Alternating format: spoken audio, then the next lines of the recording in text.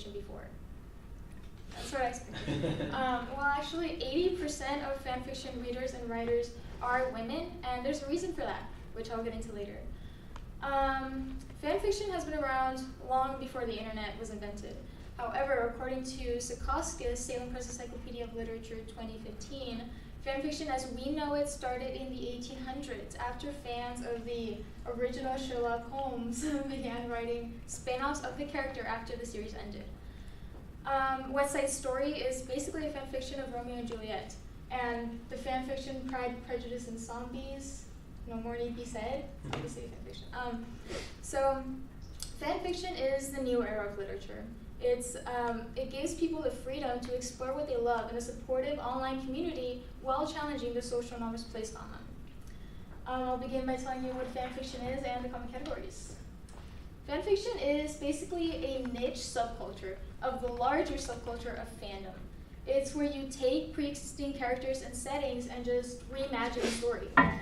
Fan fiction tends to focus on the relationship between characters, especially male characters, and can either include the canon or official relationship and settings, or it could do a slash, which is when you change the relationship, or change the setting, which is called alternate universe.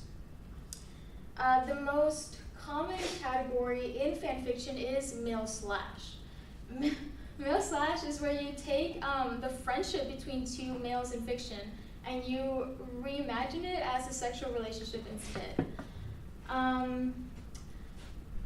Male slash, basically, it tends to focus on characters that are the epitome of Western masculinity, such as Captain America, Sasuke, Naruto, Sherlock, and John. And that's what makes them so popular to write about, because they are the male hero. They are dominant, heterosexual, etc.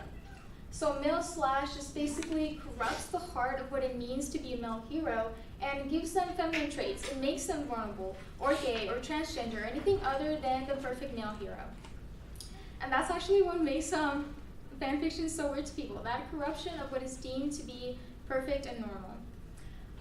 Actually, Guinan from the College of Middle Tennessee State University 2017 described that corruption as blasphemy against the sacred masculine. Because when you mess with what people think is perfect and normal, it freaks them out. So why would fan fiction writers even do that? It actually has a lot to do with female sexual expression. Because when a female fanfic writer chooses to write male slash, uses it as a means of exploring her own sexuality. Because male slash allows women to sexualize men, to be violent or dominant or aggressive. Take, for example, the psychologically abusive relationship between Hannibal and Will. That sort of dominant and submissive relationship is very, very common in fan fiction because it allows women to test the limits of sex, power, and violence through the shield, the mask of a male perspective. That's why it's so important that it's between two men, because you can explore a relationship dynamic that is completely free from the constraints of a male and a female relationship, like those social rules involved. Guinan from the College of Middle Tennessee State University 2017 described that dynamic as women enacting violence and abuse through a male identity that is usually closed off to us. We can be the hero or the victim or the villain, just anything other than the stereotypical female victim. So basically, fan fiction is a supportive community in which you can share what you love with other like-minded people. I know a little bit more about it. Today, I talked to you about what fan fiction is and the common categories.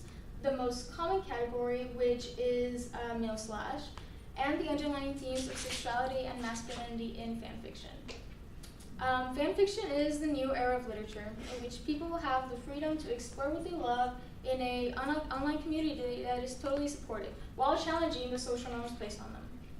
For more information on fan fiction, I recommend reading some of it yourself. It can actually be really, really, really good. I recommend Archive of Our Own. That's the best one. It's the most organized.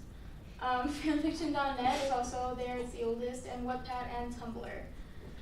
And I still have time, don't I? Okay, and that's it. Thank you.